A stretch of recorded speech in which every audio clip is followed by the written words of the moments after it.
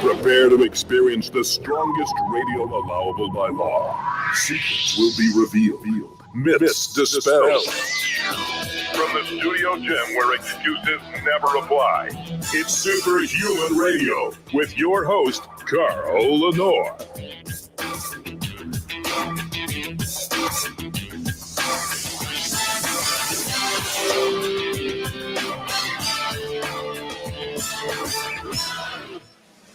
Calling all Blueprint Army. Fall in line. It's time for the... So I didn't think we were going to have a show today because literally StreamYard crashed as we were starting the show. And I was on the phone with Rob and we kept trying to connect. And it looked like the StreamYard website had actually gone down because we could see the hops in between us and StreamYard, and the host was gone. But here we are, just 10 minutes late. And it looks like we made it to all the platforms. None of them kicked us off. Of course, a lot of times if you start late, LinkedIn kicks you off or YouTube kicks you off. But we're here. And this is the Blueprint Power Hour where you get to ask questions and we do our best to answer them and not make fools of ourselves. Just let me do one thing real quick. I have to do this and turn this on Facebook to public. And before we get started, we have to thank our title sponsor, and that is Legendary Foods. The makers of the amazing tasty pastry. It's what started out to be a alternative to a Pop-Tart, a healthy alternative, became so much more. These things are delicious. You'll eat them because they're so good. But they're also only less than 1 gram of sugar and 20 grams of high-quality protein. Go to shrnetwork.biz/legendary. Use the code SHR10 to save 10% off. We have to stop giving away free Legendary packages because we were told that they're having a hard time responding to the overwhelming response that we're providing to them. So we're going to take a little vacation. There will not be a secret word in today's show. Those of you who took the time to email us, you'll be getting your tasty pastries. All we ask is that you send us pictures of you opening the box, and that's all. And now, without further delay, I got to get back into my groove here. Play his music. Calling all Blueprint Army. Fall in line. It's time for the Blueprint Power Hour with Coach Rob Regish on the Superhuman Radio Network. Once again, we didn't think we had a show today, huh, Rob? Some weeks you make it, some weeks you don't. I'm glad we made it this week. So Sergio Delgadillo is watching live on let's see here. He's on both. I guess he went to YouTube originally, and now he is on LinkedIn. I asked him to message us on LinkedIn because I didn't know if LinkedIn comments came through, but as we see, they do. So that's awesome. And then let's see here. Horn Frog 77 says, "I always give you a 15-minute grace period. Thank you." Because look. It's hard for me not to think that people are trying to stop the show from going on. Right at 1 o'clock, StreamYard goes down. Like, is it my connection to StreamYard? I don't know. But anyway, we are here, and we will answer questions and do the best we can to entertain you. How you doing, Rob? I'm doing great. And I was going to say, I can certainly vouch for the new tasty pastries. I don't know how new it is. Might have been new in my area, but I had the cookies and cream cake style. Oh, my God. And, I love that, right? The gooey kind of chocolate in the middle. But they've got this icing thing down. It's hard to describe how good it is. And it's not too much and it's not too little. It's not too sweet. But, man, it's good. They just keep knocking it out of the park. So that's subtlety about the icing thing, right? Yeah. Exactly. So this is an interesting fact. The brain that built the quality products at Quest Nutrition is Ron Penna. his department was responsible for making the bars. And I can tell you that every time they had a great bar, Ron was never satisfied. It was always something. The same thing is happening at Legendary Foods. I don't know how many iterations of Tasty Pastry they're on right now, but the company that they were having produced the Tasty Pastries originally for them couldn't get the icing right. And so Ron literally leased a big maybe he bought it, a big warehouse, bought his own equipment, and they're now making the Tasty Pastries themselves because of that icing, because they couldn't get the icing the way Ron wanted it. And wow. Yeah, I know. It's so nothing comes from Ron Penna that is half baked, no pun intended, because Tasty Pastries. No, somebody did their homework there, and it shows, and you can taste it. Rob Robertson is watching from Scotland today. That's awesome. How you doing, Rob? Good. Long time listener. And Sergio Delgadillo says, sitting on YouTube and here on LinkedIn, hoping the broadcast starts. It has started. You should be seeing something. I'm hoping is everybody watching the show, or are we talking to ourselves? Just curious. Anyway. So I guess we just go right to our first question. I got thrown every time we go to start a show and something like this happens. It just freaks me out. So Glenn Andrews says, I'm 25 years old and have been training for a few years, but need to gain size. What is the best training and diet plan I can pursue? There are so many. I'm looking for something tried and true, and it'd help to be simple. Yes, and the best plans are simple. Also, would Synthegen help in what I want to do? Yeah, so for what he wants to do, there's a lot to unpack here. So I'll try to take it one by one and give you some color commentary as to why I'm making those recommendations. I think for training, it makes all the sense in the world to use something as fail-safe, simple, and effective as the classic 5 sets of 5, right? I could recommend 20 rep breathing squats, but the reality is, right, you can't gain forever with those. In fact, it's a limited window. 5 sets of 5 is a different story. You do your due diligence on that, and I think you're going to see it really, really fits the bill. Provided you keep progression in mind, it's pretty much fail-safe. A good 90% plus, I would say, of the training population that tries it does well on it. It hits the sweet spot in terms of intensity, volume, and frequency that most need, or at least intensity and volume. The wild card is frequency. So I would suggest at age 25, 2 days a week, with one being your upper body day and the other being your lower body day. Now, these are your 5 sets of 5 days, so to speak. Big compound movements. And in some cases, that's all people do. Certainly at 25, you'll probably be able to do more, but it underlies, right, the effectiveness. From there, you can add up to, I would say, 2 training days a week. So a total of 4. I think anything more risks overtraining, even at that age. The other 2 days, by the way, I would devote to your supplemental and accessory exercises. So what do I mean by that?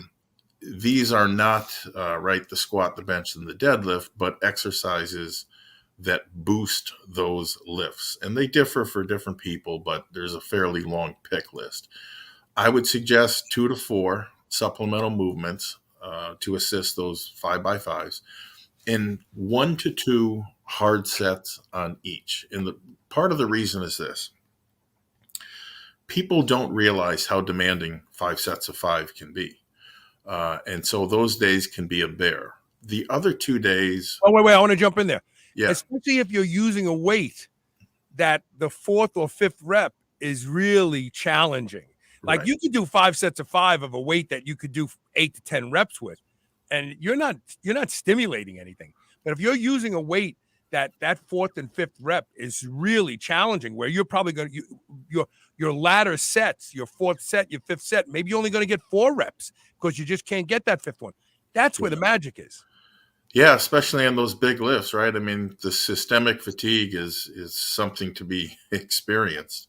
So these other 2 days then will be sort of like a welcome reprieve. At least they are for me, or were from slogging through these long, right, draining days of the big three. Next, we get to diet. You need to eat big to get big. There's just no way around this. There's nobody I ever saw that ate like a bird that ever got big, ever put on any appreciable size, or what have you. Just no other way around it. My suggestion would be to take your body weight, multiply it by 20, and those are your daily calories for the day. Depending upon the training program, I like 50% carbs, 30% protein, 20% healthy fats. Remember, you're eating big numbers of, a $4,000 calorie a day diet is a lot of chewing. It's a lot of eating. It's a lot of food. Fats are 9 calories per gram. Carbs and proteins are 4. It's a lot easier to hit your targets with some fat in there. Also, consistency, right? I mean, guys have to eat big consistently, not for days or weeks, but for months and in some cases years. Now, the only downside to that is if you're constantly feeding yourself 4,000 calories a day, as the time continuum goes on, the enzymes that store fat become more active, if you will. And so I wish I had done this way back when, but buy a tape measure and keep tabs on your waistline. As soon as it moves up a little bit more than an inch, cut back to body weight times 12 or 15 calories for a week or two, or at least until your waistline starts to go down. And now you have primed your body for overfeeding again. Now those enzymes that take the calories and steer them preferentially to muscle are more active versus the ones that store fat. So that would be that would be diet. Back to training just for 1 minute, because it's related. Always keep the chin up or the dip in your rotation somewhere. Beyond the fact that they're dynamite movements for building muscle, they're going to keep you honest, right? I mean, those body weight gains, you can gain 20 pounds. Is it 20 pounds of fat, 20 pounds of muscle, or 20 pounds of each? You're not going to know, right? Unless you're getting body fat analysis done. You will certainly know on things like chin ups and dips. So there's that. And then we get to rest, which you should be getting plenty of. You're going to need it. If you shortchange yourself there, you are going to kill your gains, or at least not gain anywhere near like you should. And listen, if you're working as hard as you should be in the gym, the last thing that you want to see happen is miss out on the gains from that because you shortchange yourself in the sleep department. I did a lot of 20 rep breathing squat work back in my day. I couldn't even imagine doing something to negate what I put myself through. Hopefully, you look at things the same way. Now, that involves sacrifice. Plan now to sacrifice. You're going to sacrifice late nights out with friends, girls, drinking with any regularity, and all these other things that quote unquote normal people just won't understand. So let's say this again. You're going to need to sacrifice. Plan for it. It just goes with the territory. Finally, supplements. You don't need Synthogen right now. It's probably the last thing that you need. What you do need is a blender, 2 to 3 thermos bottles, and lots of groceries to make liquid feeds that will help in order for you to hit your caloric goals for the day. I was told this a long time ago. It's as true today as it was then. It'll be true 100 years from now. It is a lot easier to drink 1,000 calories than it is to eat them. So plan on at least one big shake and drinking that throughout the day. You put all that together with consistency, and you will add the mass that you seek. And consistency is the magic there. So Yeah, you got to eat those calories every day, every week, every month for years. And the part of the hard part that I have with younger people, Glenn is 25, is they're very impatient. This is a lifelong journey you're embarking on. This is like going to college for 4 years. You're not impatient. You got a lot to learn. At the end of 4 years, you'll have everything you need. The same is true of this. This is a long-term journey, and you have to be prepared to make this part of your lifestyle. If you want the gains, if you want to look, and if you want to be strong, like Up Here wants to be, you got to be patient. You got to do this every day. Like Rob said, no boozing with your friends on the weekends. You're going to be a very dull person, but trust me on this one. You'll be dull for a few years, and then one day, one summer, you'll step out and you'll have big round shoulders and abs and big pecs and great triceps, and everybody will look at you and go, wow, man, you look so amazing. And you'll get all the adoration that you're expecting from your friends. And they'll want to look like you, but they never will, because they're not going to be willing to put the 3 or 4 years in that you put in. Right. It's sacrifice. I tell people, and this is the truth, I bulked for 15 years. Now, yes, I'm an extreme ectomorph, but from 15 to 30, I lived to eat, to sleep, to train, and put on muscle. And it took 15 years to get to where I wanted to be, 143 to 252. And now I'm 225. I could have never done that if I hadn't devoted those 15 years and sacrificed. Dwight Whitten is a good friend of mine. He's a very popular local radio celebrity. Yeah. And years ago, he and I started talking about this. He wanted to get in shape, but he was the typical guy, like to party, cabo wabo, do all that stuff. He hooked up with Porter Cottrell. What a blessing, right? To have Porter Cottrell train you. Yeah. And Porter laid out his nutrition, and Dwight became devoted. He would prep his meals every week. He'd put them in his little Tupperwares. He'd bring them to work. He'd do his cardio in the morning when he was supposed to. He trained with the gym. And it didn't happen overnight. No one really noticed Dwight changing until he changed. Once he changed, people were like, oh, my God, Dwight, you look 30 years younger. You got abs. You got shoulders. You got chest. You're so lean.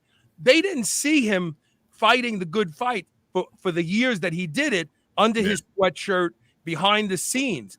That's the magic. Everybody wants instant gratification today. They want to go on TikTok and they want to have likes and followers and millions of views and all this other stuff. But that's not real life. Real life is dedication, quietly, hunkering down, doing the hard work, coming out the other end, that butterfly, leaving the chrysalis as that butterfly. People only see you when you're the butterfly. They don't see you when you're the in the cocoon. Yeah. They don't see you when you're the caterpillar in the cocoon. But that's okay, because they will love you when they see you come out of that chrysalis. And Dwight Whitten, he's not a young guy. I want to say Dwight's in his 40s. He got started late. And being a radio celebrity, he was at all the big parties and drinking and partying and all that sort of stuff.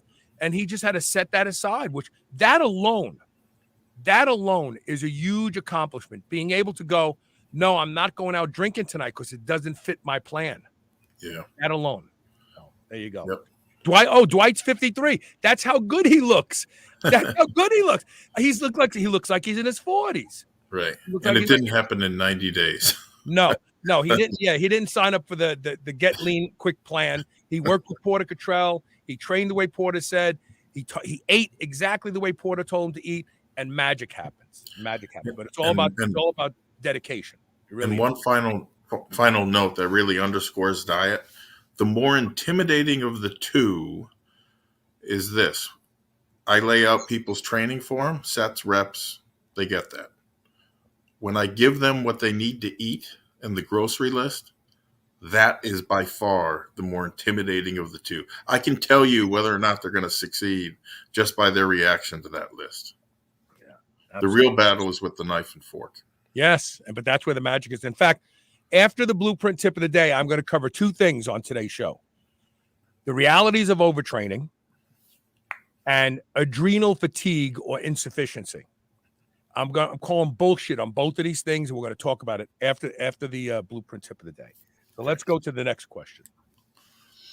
Next question comes from Mike Barrows. He says, a friend spoke highly to me recently about ZMA, which was zinc and magnesium aspartate. Back in the day, it was a big supplement put out by the guy who was involved with Pat Arnold in that whole Balco scandal. Victor Conti. And another friend says it's a scam. Who's right? I have an opinion. You go first. Well, truth be told, I think both are. But they're also kind of both wrong. So let me explain. ZMA, as you explained, for the uninitiated, is zinc magnesium aspartate with a high dose of B6. So unlike other zinc and magnesium products, the marketing anyway will tell you that they're covalently bonded. They break down at the same time. They hit the bloodstream at the same time. I'll get to that in a minute. But first, let's talk about your friend who says it's a scam. Some of the ZMA that you'll find marketed with it has label claims of boosting free testosterone, higher IGF-1 levels, blah, blah, blah. There's a grain of truth in that, but it's only a grain. It's not even a half truth. If you're deficient in zinc or magnesium, supplementing additional amounts may raise testosterone levels. And hard training athletes have been shown in numerous studies to deplete many minerals, including magnesium.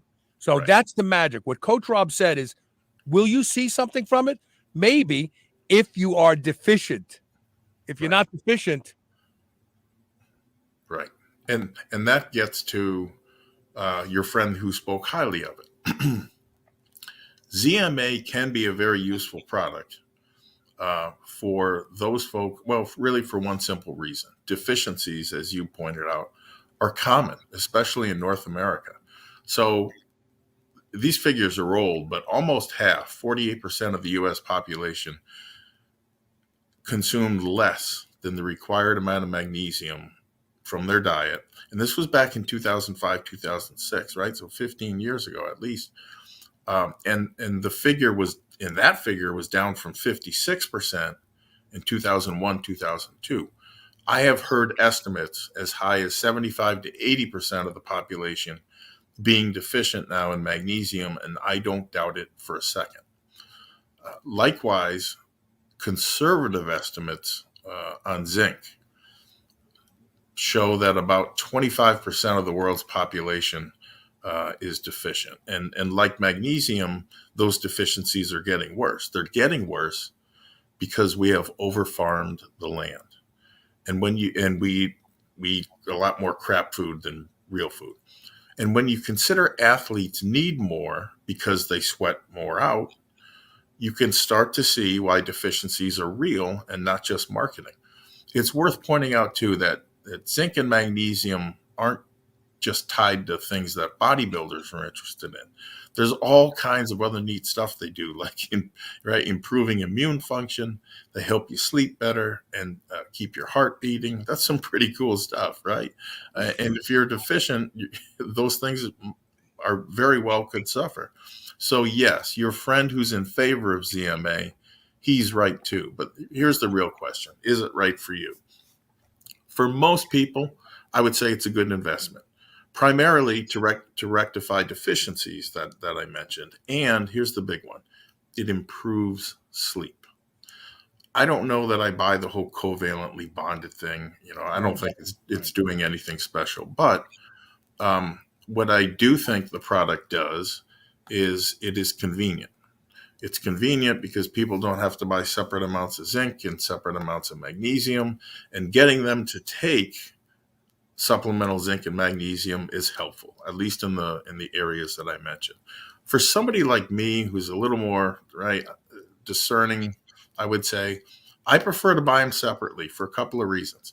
First, I always want to pair zinc with quercetin, which is a known zinc, what's called an ionophore. All that means is it increases zinc absorption, right? Resulting, for example, in much higher intracellular zinc concentrations, which lends itself better to working as an antiviral.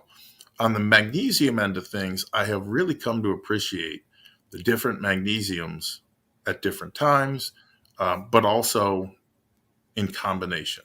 So, for example, I use magnesium aspartate and Synthogen as the quote unquote spark for protein synthesis and the essential aminos and everything else that flows from that in there. At nighttime, I favor magnesium glycinate for its muscle relaxation effects. And in fact, it's interesting to note, I didn't tell her I did this. I switched my wife's magnesium recently from citrate to glycinate. And a couple weeks later, she's like, I don't know what's different, but my muscle cramps at night are gone, completely gone. Whereas before, they were there. I mean, the citrate helps, don't get me wrong. But, they went from being occasional and small to completely gone. Other forms of magnesium you'll find are taurate, malate, threonate, orotate, picolinate. There's probably a few that I missed there. If you're a magnesium snob like me, you might want to sample each for its effect, or a combo product with everything will really, I think, show people the difference that have been taken. And I gotta do a shameless plug, because the single best magnesium supplement in the world is from Bioptimizers. They are a sponsor on the show. Oh, that's right. And so every one of the magnesium forms of magnesium that Rob mentioned is in there automatically. And if you go to shrnetwork.biz/mag and use the code SHR10, not only will you save on a bottle or a pack of bottles, big time. Like, you can save up to almost over 50% if you buy the pack of bottles. But right now, through the end of November, you get $200 worth of free gifts as their Black Friday blowout, which is happening all month. So don't even worry about which magnesium to take. Just take Magnesium Breakthrough, because it's got all of them in there. And I take it, and I love it. And I'll tell you something else real quick, just to elaborate on what Rob was saying. The only people who are going to see a rise in testosterone from taking ZMA or any zinc supplement, for that matter, are those that are already high aromatizers. I don't know if you ever heard this story that eating oysters makes for better erections. Well, eating oysters are loaded with zinc. Go ahead, Rob. I was going to say just the old wives' tale, they increase libido. Yeah, because oysters are one of the highest carriers of zinc of anything we eat. And when you eat high levels of zinc, it switches off the aromatase enzyme. So less of your testosterone is siphoned off to estrogen. So you have a spontaneous rise in available testosterone. Wow. But that's only if you're a high aromatizer. If you're not a high aromatizer, which means you don't carry a lot of body fat, you probably won't notice anything from zinc. So as Rob said, the real magic in this answer is it's only if you're deficient in these things that you're going to see any results. Now, are a lot of people deficient? Yeah. So a lot of people probably are happy, but you're going to see more non-responders from ZMA.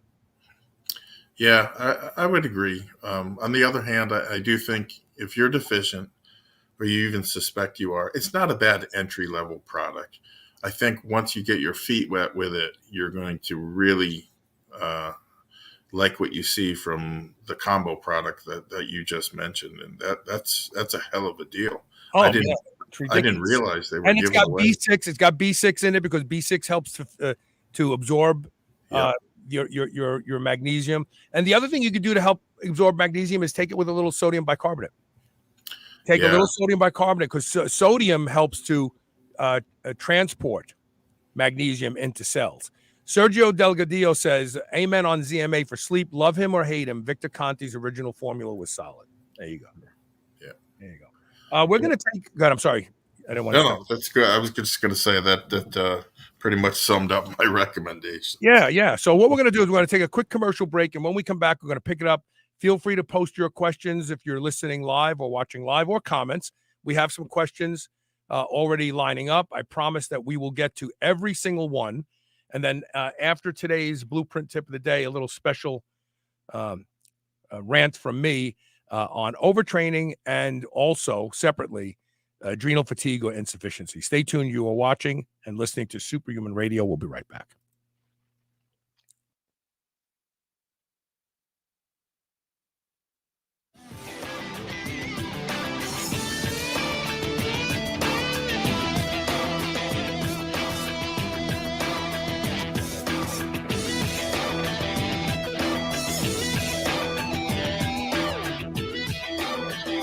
New Mass Pro Synthogen X2 just upped its own legendary game. To distance itself even further from the rest of the pack, Synthogen X2 now has double the key active ingredients. If you've ever wondered what steroid-like recovery feels like, Synthogen X2 delivers. See why others compare it favorably to powerful bodybuilding drugs at synthogen.com. Mass Pro Synthogen. When you train with it, you'll gain with it. Remember those rectangular toaster pastries you used to love when you were a kid? Well, Legendary Foods has just made them better. The new cake-style tasty pastry is like nothing you've ever had before. With 20 grams of high-quality protein and less than 1 gram of sugar, you'll feel like you're cheating, but you're not. Go to shrnetwork.biz/legendary and use the code SHR10 to save 10% off your purchase of tasty pastries. Now available in cookies and cream, red velvet cake, birthday cake, blueberry, strawberry, brown sugar cinnamon, and hot fudge sundae. Go to shrnetwork.biz/legendary and use code SHR10 today. I want to introduce you to Tau Patch, a heavily researched patented wearable device that provides immediate and long-lasting health benefits. Tau Patch's nanocrystals convert your body heat into light of specific therapeutic frequencies that optimize your central nervous system. The health benefits of Tau Patch include relief from chronic pain, better sleep, increased focus, reduced stress, improved athletic performance, and more. Discover what it can do for you by visiting shrnetwork.biz/Tau Patch. That's TAOPATCH. Use code SHR for your superhuman discount today. Being superhuman means being conscientious about the choices we make. White Oak Pastures is superhuman when it comes to raising livestock. They're committed to animal welfare, land regeneration, and rural revival. They responsibly manage the entire process from the pasture to your doorstep. High-quality, pasture-raised, great-tasting meat from a farm you can trust. Full nose-to-tail selections. They even have options for your pet. Go to shrnetwork.biz/white oak and use the code SUPERHUMAN to save 10% off your entire first order. I would easily say that I am the hugest proponent you will ever meet to doing anything that will improve the quality of my sleep. And that's because sleep is linked to just about every metabolic disorder we see in our population today. One of the easiest things you can do to improve the quality of your sleep is to get a pillow that can be shaped into the exact form factor that allows you to get your best night's sleep. And that is MyPillow. I've been sleeping with MyPillow for a few years now, and I can tell you that when I have to travel and stay in hotels, I don't get a good night's sleep because I don't have MyPillow with me. Right now, you can save up to 60% off of everything offered to improve the quality of your sleep at shrnetwork.biz/MyPillow when you use the code SHR. Or you can call toll-free 800-889-4938. And remember to use code SHR to save up to 60% off of everything at their website. Move over, superheroes. This is the Superhuman Channel.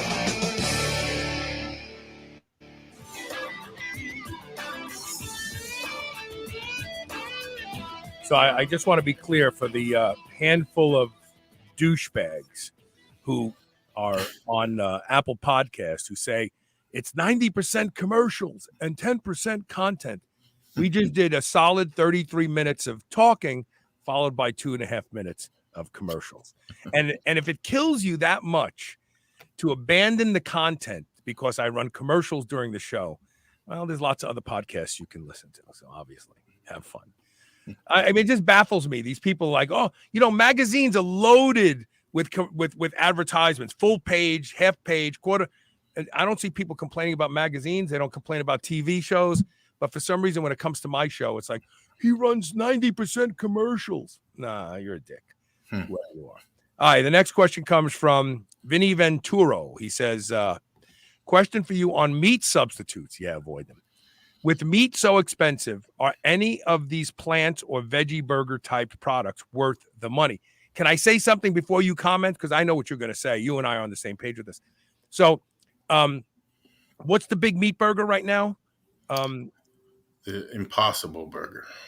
So they just announced that they have literally lost $90 million on their product because A, nobody's buying it, and B, it's costing them $1.25 for every dollar that they make. This is the idiocy of we believe this nonsense. People eat way more fruit, produce, and drink more milk than they eat beef, but nobody's jumping on those things, right? Okay, go ahead. I'll get to that specifically in a minute. Good. really what we're talking about here, right, is protein sources for athletes. And so over the past several years, protein sources have been skyrocketing, right? First, it was whey protein. Many years ago, granted, you could get 2 pounds of quality whey for around $20. Today, that's at least 35, if not 40 or more in most places. You throw in the cost of shipping, protein is heavy, right? Those 2-pound containers. And it's more like $50 by the time it gets to your door. If you're using it with any regularity, let's say you're just using it 2 scoops a day, it's going to go fast. And quite likely you're going to need a caseload of it, which, 8 pounds, 4 bottles, right? So, realistically, you need to plan on dropping around $200 a month just on protein powder. And that's with, case discounts, so to speak. Meat, it right now is astronomically high, depending, of course, on the quality of the cut. You can still get a $2 steak. You won't be able to chew or swallow it, but hey, you got.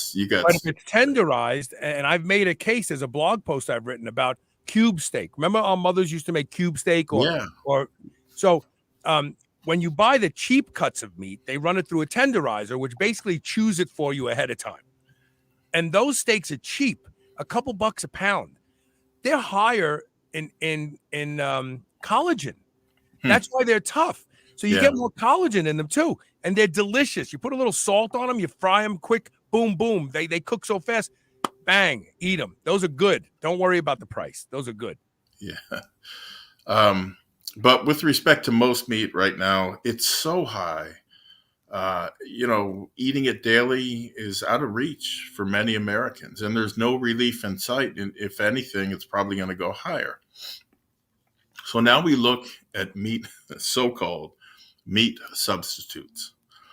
And so I did a little poking around, and you can find 2 plant-based, good-sized burger patties for around $5.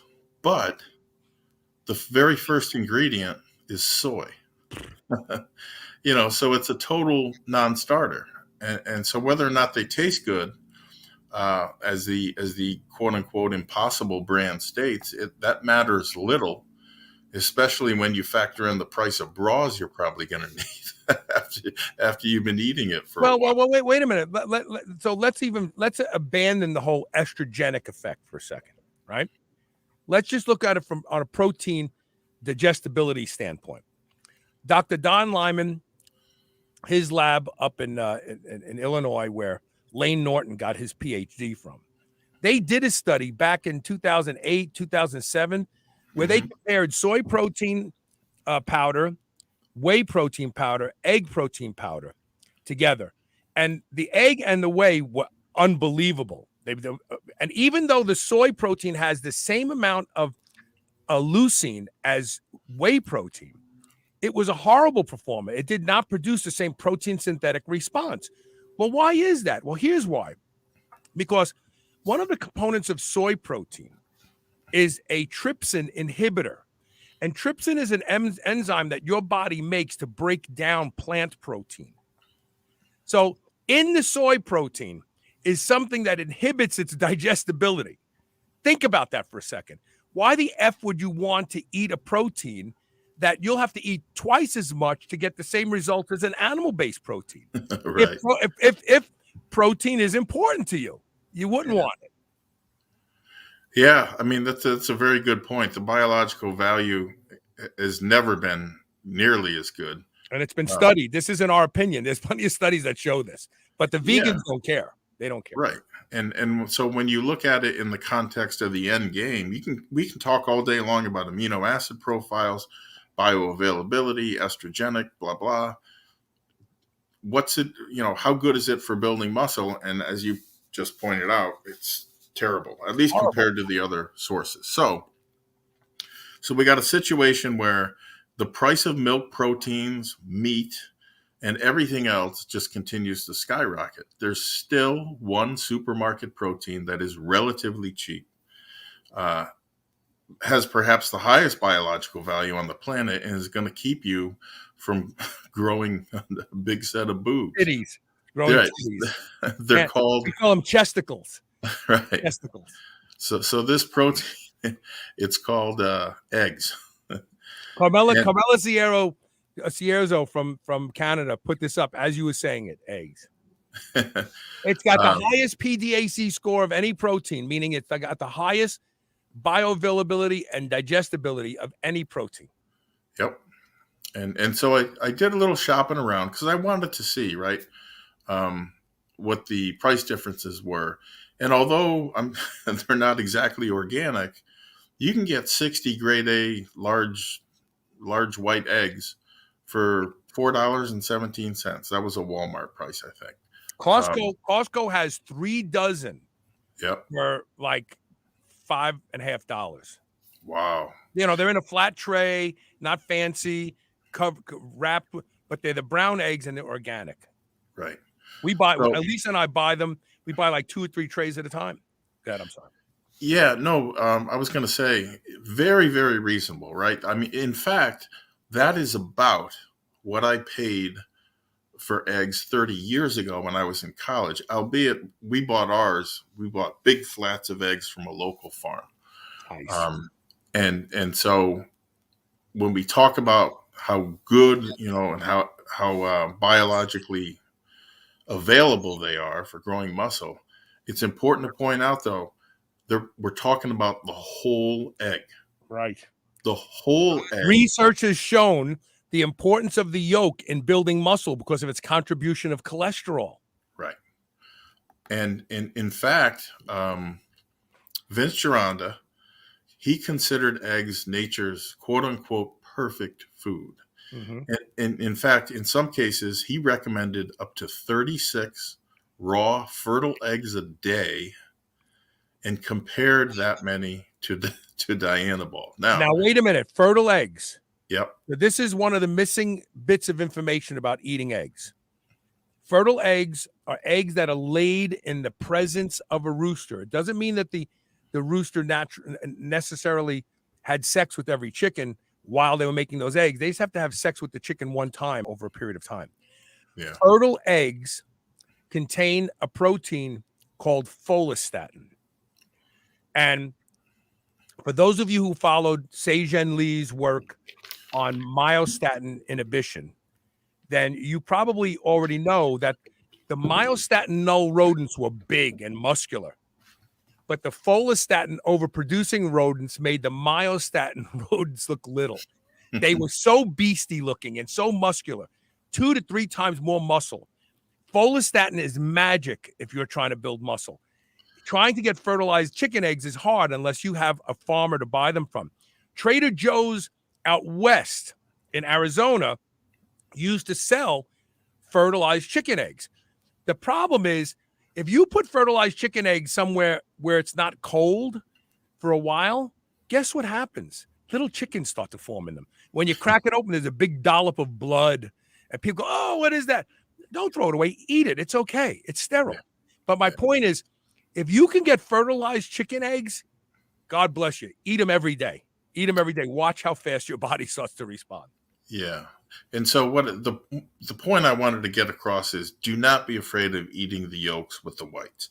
They contain half the protein of a large egg. So 3 in the yolk, 3 in the whites, along with healthy fats, carotenoids, and other compounds that are essential not just for muscle growth, but for health. And so, by the way, sometime when you're up for it, compare a farm-raised, free-range, if you will, chicken egg yolk with quote-unquote normal egg yolk that you're going to find in stores. The farm-raised good stuff is bright. The yolk is bright yellow. And it's indicative of how many more nutrients, especially carotenoids, that the free-range egg has. Now, you don't need to be a food scientist to figure that one out. Seeing is believing. And there's a noticeable difference as well in taste, or at least there was for me. So here's the bottom line. Protein grows muscle, always has, always will. In today's tough economic times, though, I think it would behoove you to invest in and consume more eggs. Going forward, who knows? Going forward, it may be the only practical way to meet most lifters, right, daily protein requirements. And most guys and women are shooting for a gram per pound of body weight. That's a lot of protein. It's a lot of protein. But eggs are going to help you get there. And knock on wood, they will stay relatively affordable. If you are still watching the show, if you could just comment wherever you are watching, just say, hey, H-E-Y. It would be a great help because Gail Coonley said she was really enjoying this until it cut off. So I hope we haven't lost our stream on some platforms there. It looks like she's on one of the Facebook pages. So just comment, hey, and I'd appreciate it. Okay, so let me see where we are. Okay, Gail said, hey. Okay, so we're back on. That's it. That's all we need. Thank you very much. Yeah. Let me see what we have here. How many questions do we have left? So that was Vinny. So the next one is the blueprint tip of the day. So here's what we're going to do. We're going to take our next commercial break now, and then we will do the blueprint tip of the day. And then after that, I have two rants, one on adrenal fatigue and on overtraining. So stay tuned. You are watching and listening to Superhuman Radio. We'll be right back.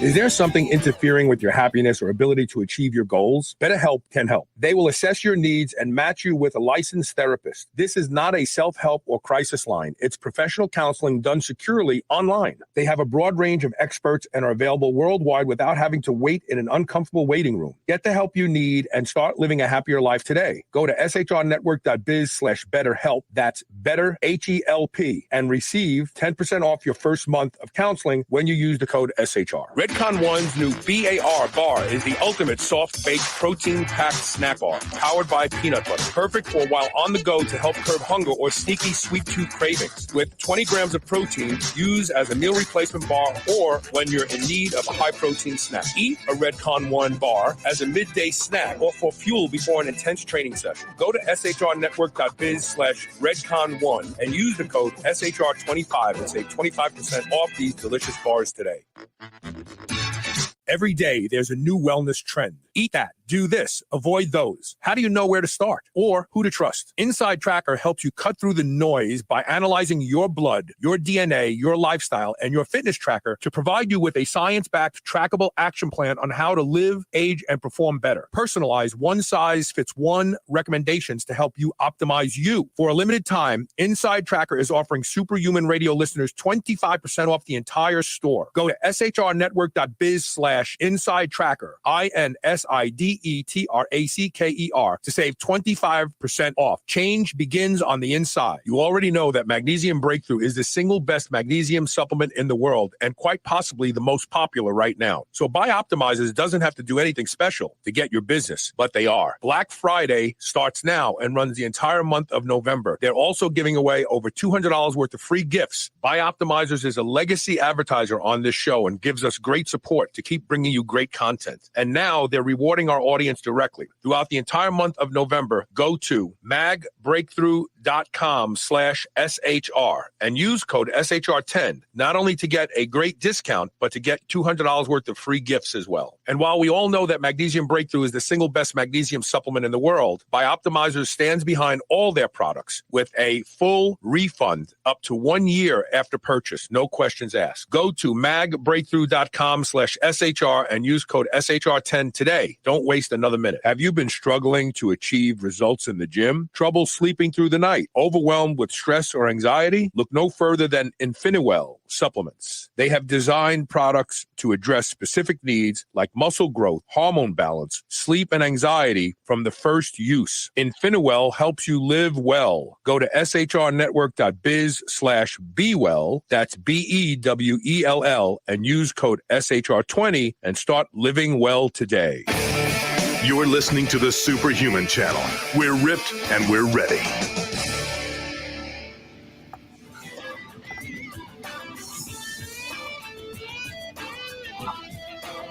Hey, welcome back.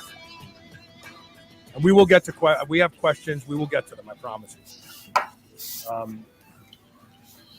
Let's see here. This looks like it's going to be the blue. So before we do the blueprint tip of the day, let's go ahead and get to these couple questions here. Yep. Okay, I got to go all the way back to the top. So the first one is pretty long. It's from Sergio Delgadillo. He says, I got to nasal breathing. I know that it has overall benefits on health and brain function. I'm working to use it while training. I haven't done mouth taping yet. I am using the bulletproof sinus rinse protocol once a week. What nutritional supplement, herbs, spices, or any other solutions would you recommend for anyone looking to improve the function and clarity of their breathing and keeping sinuses clear? This is something that I have studied, and we've done shows about it for several years now. Nose breathing is most important because turbination increases nitric oxide, and nitric oxide slows the heart rate down. It slows down angst, which if you're training, you start to feel like you want to bail. That's angst. Like, oh, I don't know if I can do this. I want to bail. So as far as supplements go, nothing. The truth is that cannabis increases your ability to take deep breaths, but I'm not suggesting you use cannabis before a workout. What I find is I have trouble with my sinuses. They're stuffed up a lot. But as soon as I start training, they open up because cortisol starts to rise the moment you start to train. And cortisol is a natural corticosteroid. It's going to reduce swelling.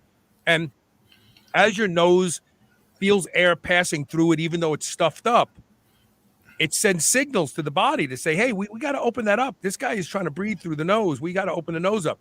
So your nasal passages will open up quickly. Another thing you can do is grab your nostrils and push with air out, like try to exhale through your nose, but hold your nostrils. And your ears may even pop. If you yawn, it'll go away. That'll open your nasal passages up. You could do that periodically while training. I don't think you have to mouth tape. I mean, I tape my mouth at night when I go to sleep, so I only breathe through my nose. And that's important. It helps me get deeper, more restful sleep. I can show you the difference when I don't tape my mouth versus when I do. But I don't think you need to mouth tape during training unless I don't understand why your mouth is opening. I mean, are you training that exhaustively that you have to get air in real quick and you start breathing through your mouth? Because I have no problem keeping my mouth shut during training. Do you? Is it a problem for you, Rob? Depends what I'm doing. To be totally honest. Yeah, breathing squats, I would imagine, right?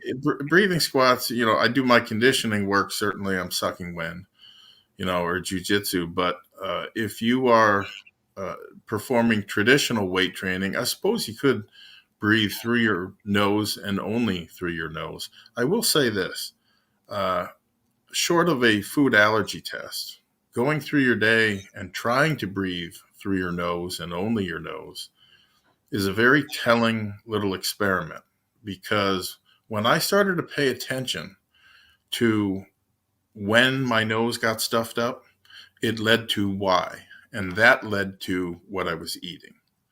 And so ultimately I got the blood test done. It showed a severe allergy to whey. But I also have an allergy to gluten. It's not as severe, but it's enough, right, to clog this up. And frankly, that gets scary because, yes, you will automatically start breathing through your mouth because the nose is so stuffed up. But it always kind of spooked me, maybe because I always want a backup for everything. But I would highly encourage people to go through a day, including a day with a workout, and try breathing just through your nose. On the supplement end of things, the very first thing that came to mind, unfortunately, is not available anymore. Mahuang, right? It was a bronchodilator. Yeah, ephedrine. In fact, that's what what was that they used to give people those tablets? We used to buy them at the pharmacy before they became meth, and they make you high. Mini-Thins. What was it called? Mini-Thins. Yeah. They would open up your sinuses immediately. Now, you can still get ephedrine, of course, in the form of Primatene or Bronchate tabs. Those are the ones, too. I used to take the Primatene tabs when I was in high school. Right. Yeah. And N-acetylcysteine was the only other thing that came to mind. That is not necessarily a, it's gonna reduce mucus right. production. So if you're stopped up because you keep blowing your nose and you're producing mucus, N-acetylcysteine will help you for sure. But if you're stopped up because the sinuses are swollen and the passage is being choked off, that's more likely an allergic reaction. Yeah, that might not be a bad 1-2 punch to have on hand. Just food for thought. Yeah, but absolutely, you should be able. I train, and I don't breathe through my mouth at all. I mean, but then again, I've been focusing on this for years now, so maybe it's just more of a focus. The next question comes from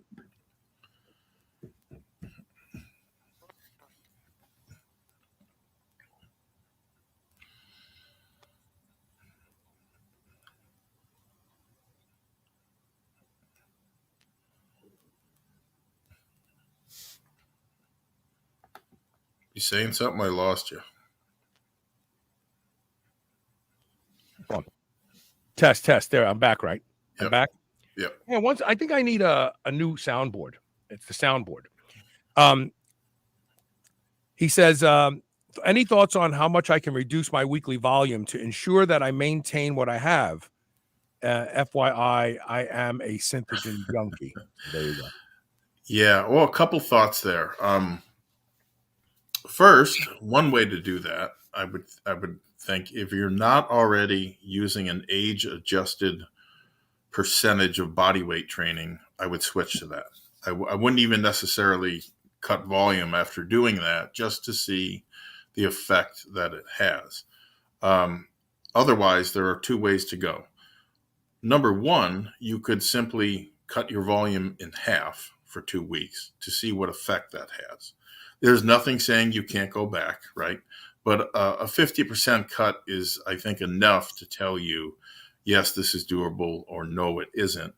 The other way to drop your volume is to simply drop your frequency.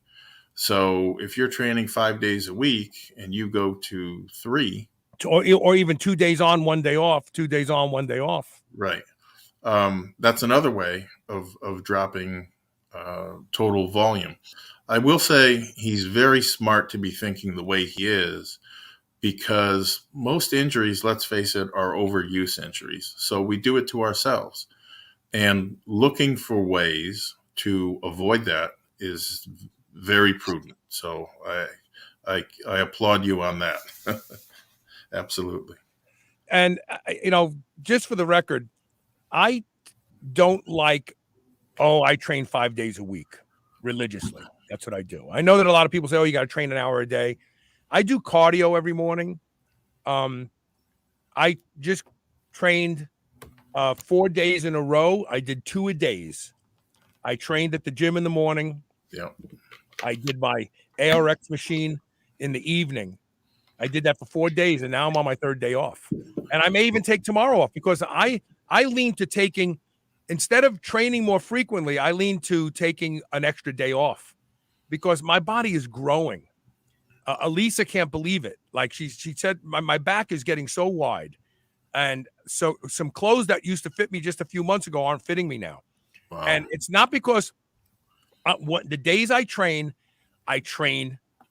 very hard. But then I take 3, 2, 3, 4 days off. Just boom, I just take off. And I can feel my libido come back stronger. And we're going to talk about overtraining in a little later in the show. But the magic isn't backing down the volume when you train, like doing less sets and less reps and less that. What Rob said is where the magic is. Throw in days off here and there. That will allow your body, because let's face it, Rob just said it. A lot of these injuries are overuse. They're tendons that are being pushed to the brink, with no time off. No time off. Then something tears. So just take more time off. Keep training as hard as you do. Keep training the way you do. But don't shoot for 5 days on, 2 days off. Shoot for 2 days on, 1 day off, or 3 days on, 2 days off. Just try it. Watch what happens. You're going to find out that you grow. Oh my God, why am I growing? I'm not training as much. Yeah, you're growing because your body doesn't grow when it's training. It grows when it's resting.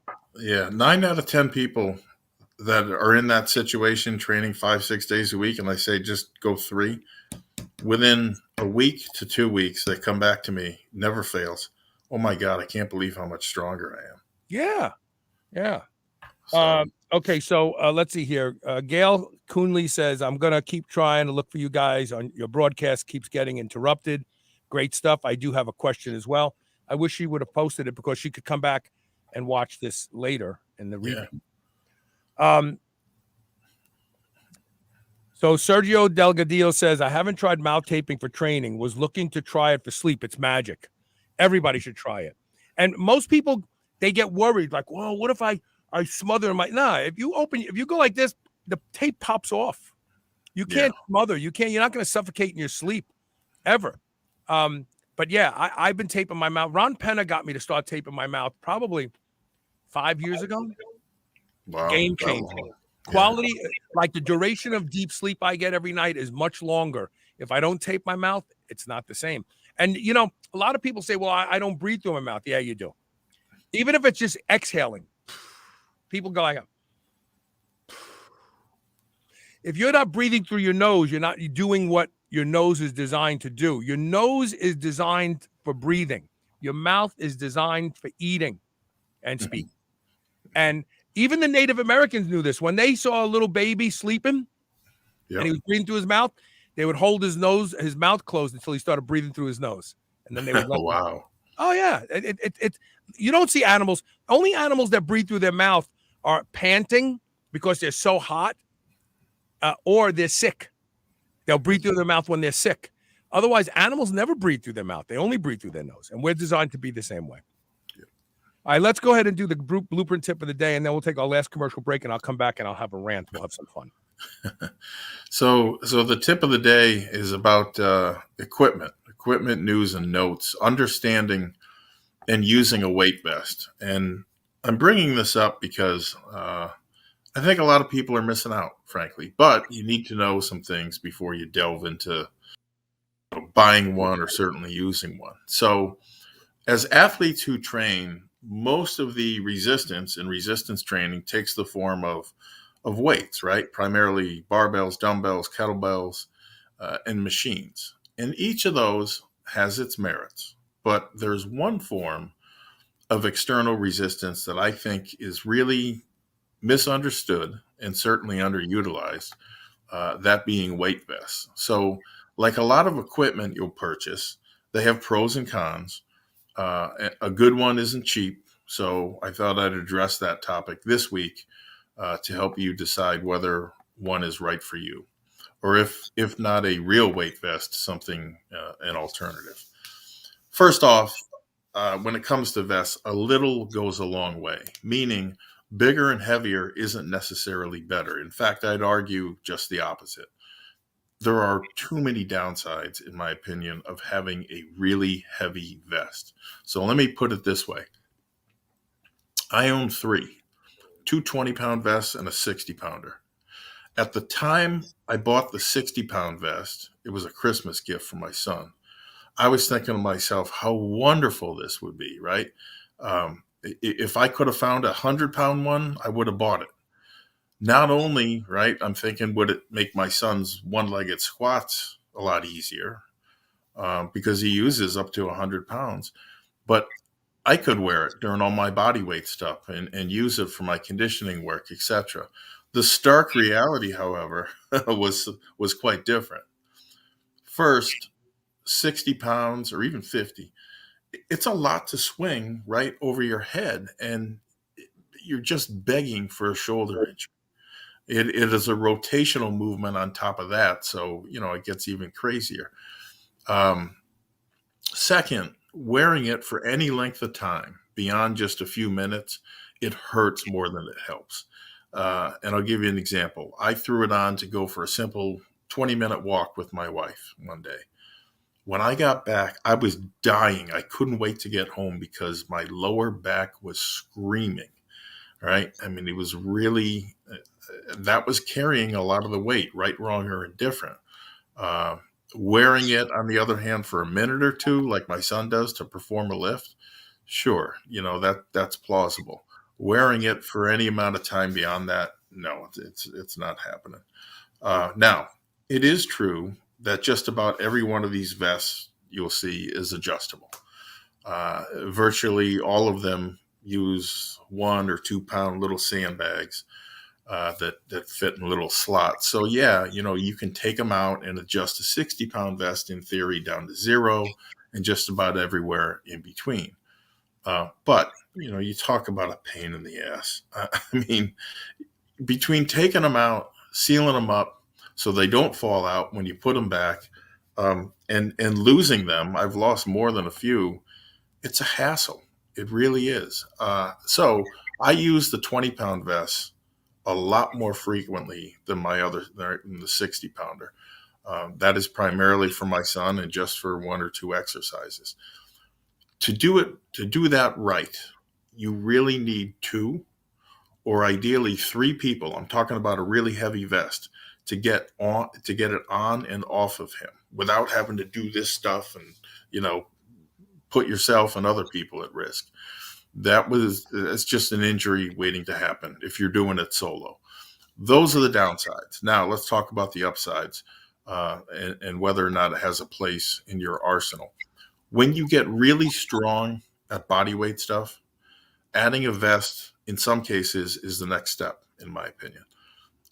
So for example, those easy dips and chins become mighty difficult even with a few more pounds strapped to your upper body.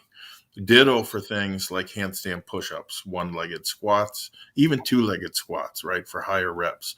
Right down to your ab work, these vests are ideal, I think, for someone like me who I can't do higher reps and upper body work due to the grinding of this elbow. I can do up to about 5 reps before I really start. It gets way past the benefit to risk ratio. Higher weight, fewer reps, it tends to make you a lot stronger when the vest comes off, right? So it's like a donut on a baseball bat. You just have a lot more strength and speed. The opposite is rarely true, meaning, you start doing reps of 10, 20, 50, 100, and then you go to, slap a weight vest on, you get crushed like a bug. So there's that to consider. If you are stuck inside or you can't get to a gym, they're ideal. Throw your vest on and walk up and down stairs. It's a great way to see the kind of strain that your heart and lungs experience when you're carrying just 20 pounds more body weight than you should. All right. People don't think even 10 pounds, you're going to feel it. It really makes you wonder how people that are 50 or more, right, pounds overweight can stay that way, right? It's crazy. If you don't have stairs, there's no problem there. Put your car in neutral, throw the vest on and start pushing. Just make sure you're not pushing up or down, even a slight incline or decline, as that can end badly rather. And don't ask me how I know. You will also discover a new fantastic way to train your legs and your heart and lungs. You can also wear the vest, as I do, during your conditioning work, all kinds of conditioning work. Makes everything from hitting the heavy bag to sprinting with the sled to burpees, a new experience. It also excels when you need to add weight to, for example, loaded carries. And of course, you can always just throw it on and do what I did with my wife that day, go for a walk. In fact, that may be one of, if not the best way to use a vest. I would tell you, just make sure you don't go over 20 pounds. Don't get crazy because, you're going to get a mile or 2 or 5 into a walk And then you're going to discover you're in way over your head and you got 5 miles back, So there's that. I would not run with the vest, especially on pavement for obvious reasons. It just increases the slamming of the joints. So here's the bottom line. If you're going to spend the money, I would tell you a weight vest is a solid investment, provided you have a plan and you actually use it. Because unlike other home exercise equipment, like the Bowflex, where you can hang a lot of laundry, weight vests are not the same, and they're not very popular at yard sales. But as a way to enhance your resistance training and your conditioning work, the right vest can take you a long way. So I would look into it. Don't go crazy with the weight. And if you only need it for an exercise or two, buy a backpack and throw a kettlebell in it or a dumbbell. Cheap alternative. Or sand. Rock. Right. Yeah. So vests are pretty cool. It just took me a while to figure out how to use them correctly. I made the mistake of buying a vest that's too heavy to begin with. It was, the vests are preloaded with a certain amount of weight, and then they have pockets where you can add weight. And I just went too heavy. I have to get. How much was it? 60 pounds. It's 60 pounds preloaded. Yeah. 60 pounds, you think to yourself, geez, I deadlift 500. That shouldn't be a problem. Trust me. It hurts my lower back. Yeah, exactly. So I'm not unique in that. No. And neither are you. I've talked to a lot of people who have said, I just can't wear this thing. Yeah. I think you're better off carrying weight in your hands at that point, doing farmer's walks. But anyway, the story. Yep. All right, we're going to take our last commercial break. When we come back, I got two things I want to rant about. Rob, you're going to stick around, right? Yeah. Okay. All right. Sit tight. We'll be right back with more. Stay tuned.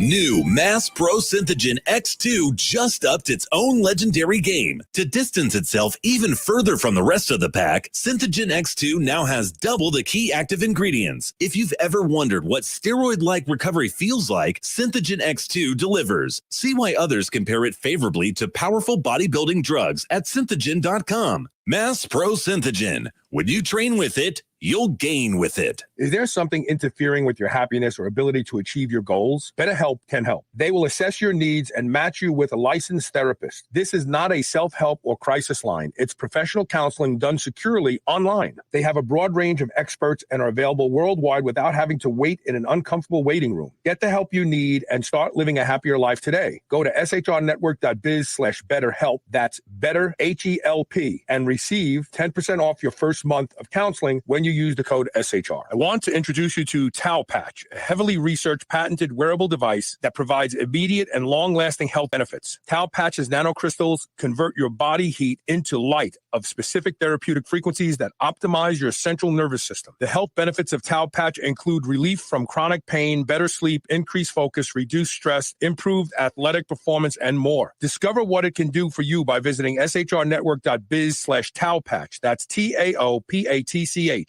Use code SHR for your superhuman discount today. Remember those rectangular toaster pastries you used to love when you were a kid? Well, Legendary Foods has just made them better. The new cake-style tasty pastry is like nothing you've ever had before. With 20 grams of high-quality protein and less than 1 gram of sugar, you'll feel like you're cheating, but you're not. Go to shrnetwork.biz/legendary and use the code SHR10 to save 10% off your purchase of tasty pastries. Now available in cookies and cream, red velvet cake, birthday cake, blueberry, strawberry, brown sugar cinnamon, and hot fudge sundae. Go to shrnetwork.biz/legendary and use code SHR10 today. I would easily say that I am the hugest proponent you will ever meet to doing anything that will improve the quality of my sleep. And that's because sleep is linked to just about every metabolic disorder we see in our population today. One of the easiest things you can do to improve the quality of your sleep is to get a pillow that can be shaped into the exact form factor that allows you to get your best night's sleep. And that is My Pillow. I've been sleeping with MyPillow for a few years now, and I can tell you that when I have to travel and stay in hotels, I don't get a good night's sleep because I don't have MyPillow with me. Right now, you can save up to 60% off of everything offered to improve the quality of your sleep at shrnetwork.biz/MyPillow when you use the code SHR. Or you can call toll-free 800-889-4938. And remember to use code SHR to save up to 60% off of everything at their website. You're listening to the Superhuman Channel. Don't hate us because we feel good.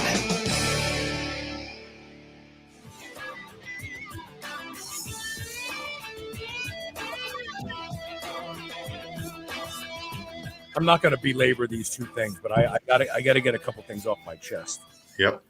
So earlier this week, I made a post on Instagram, and it was a meme that simply says, there is no such thing as overtraining. There is only undereating.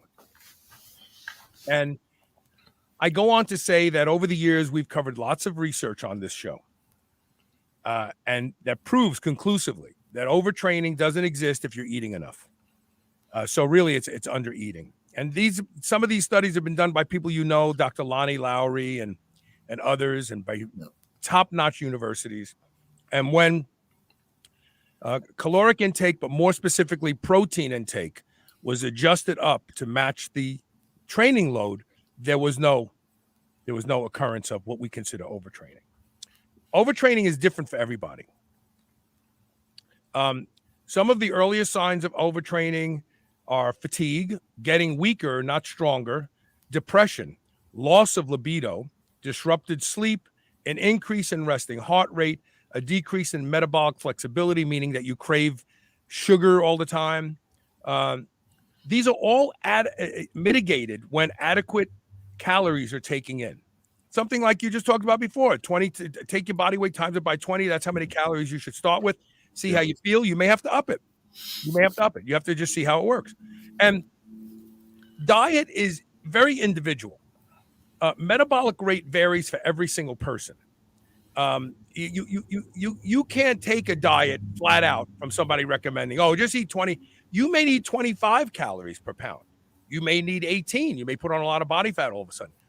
So these suggestions that we throw around here, one gram of protein per pound of body weight, they are if you've ever shot a rifle, you put a new scope on it, you got to bore sight it. Bore sighting it gets you on the paper, doesn't get you in the bullseye. But once you're on the paper, now you can adjust down 3 inches, you can adjust to the right 3 inches, right. And now you're in the bullseye. This is the same with everything, whether it's medicine and whether it's diet and whether it's training.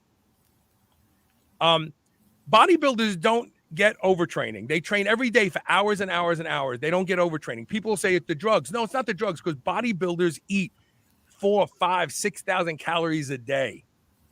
And research shows that there is no such thing as overtraining. It really is just undereating. Now, this doesn't take anything away from sleep. Sleep is very important. You can't train and recharge nerve. What's the word I'm looking for? The transmitter neuron, the transmitter contributors, choline and stuff, dopamine. If you don't sleep, those are not going to be replenished from day to day. You're going to be exhausted all the time. So right. I'm saying, in the face of getting adequate sleep, overtraining doesn't exist unless you are not eating enough. So I want to put that to rest. And I actually put this up on Instagram, and somebody dropped the BS. And so then I published links to a couple studies, and of course, nothing. It's really funny how the drive-bys have nothing to contribute but just to call something bullshit. You know what I mean? The other thing that occurred in that thread, as a result of that thread, is something I really want to talk about now. So a follower of mine, Bridget McArcher, was asking me about adrenal fatigue and burnout. The actual name for this condition is called adrenal insufficiency. And it does happen. There are people whose adrenal glands just can't produce hormones. But it's actually a very small number of people. And most of them are considered to have Cushing's disease or Cushing's disorder. Yeah. But there are a lot of doctors out there selling supplements and telling their patients that they have adrenal fatigue. And most of it is bullshit. And so everything can be discovered in testing. If you suspect that you have adrenal fatigue, a doctor can give you a shot of a hormone called ACTH and then do blood work every 30 minutes and watch how cortisol and adrenal hormones, DHEA, rise and drop. And if you get that shot and they don't rise and drop, then you probably have dysfunction. You have adrenal dysfunction. 99% of the people who are being treated with B vitamins and all this other bullshit that are being told by physicians, well, you just have adrenal fatigue. If your physician's lying to you, and your physician can discover whether he's lying to you or she's lying to you, they just have to do it at what's known as an adrenal challenge test. They do it in the office. It's no big deal. You don't have to go to the hospital for it. They do it in the office. They draw blood. They give you the shot. They draw blood every 30 minutes.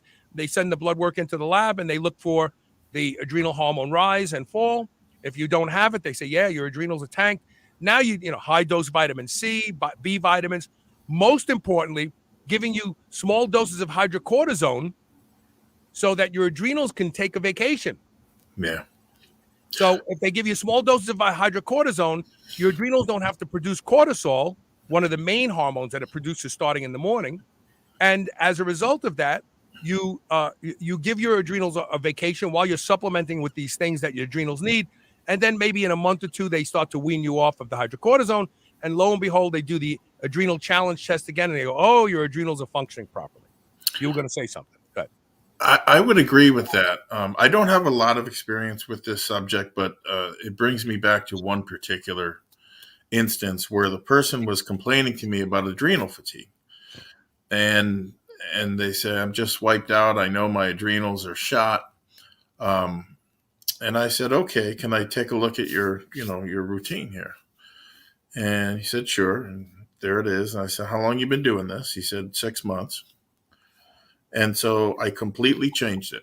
Changed the exercises, changed the reps, changed the sets. I said, come in here tomorrow and do this. It was like a flower coming back to life, that hadn't had water in a month, and you water it and boom.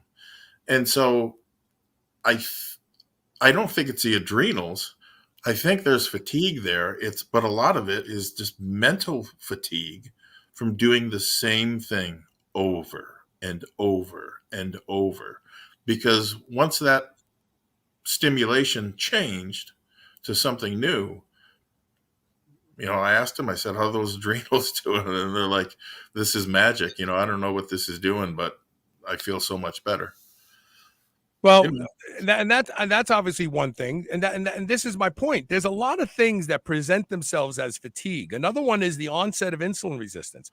If blood sugar is not making it into cells, then muscles don't want to work. Right. Brain doesn't want to work. You feel exhausted all the time.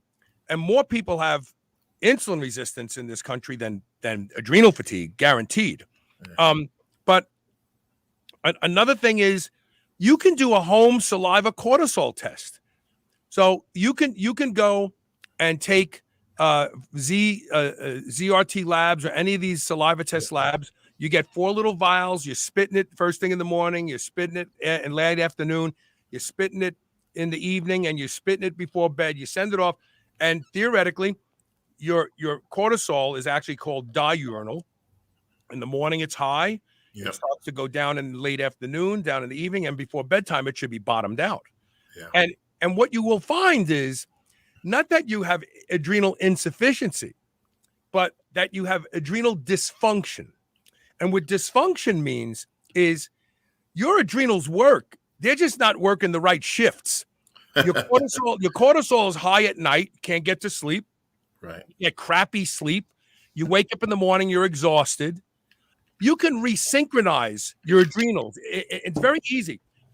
GHRP6, first thing in the morning, and sunlight. Not a lot, 100 micrograms, 150 micrograms, first thing in the morning, elicits a cortisol spike along with ghrelin. Right. Okay? You do that first thing in the morning, you go outside and you watch the sunrise. If the sun isn't out and it's gray out, you go outside and you let the daylight hit you in your eyes. That actually increases the production of the deep sleep peptide that everybody's injecting at night before bed and saying it doesn't work. It's because it has to happen in the morning. So once you get that synchronization, then you go about your day, avoid caffeine like the plague, because that just F's up cortisol, raises cortisol all the time, and go about your day. And then 3 milligrams of melatonin before sleep will completely crush cortisol. Completely. Take it an hour before bedtime, 45 minutes, an hour before bedtime. Cortisol will tank and go down. You will sleep better. But then you got to do that for like 2 weeks. GHRP6 first thing in the morning to spike cortisol, and then melatonin at night to drop cortisol, daylight, get into daylight early in the morning.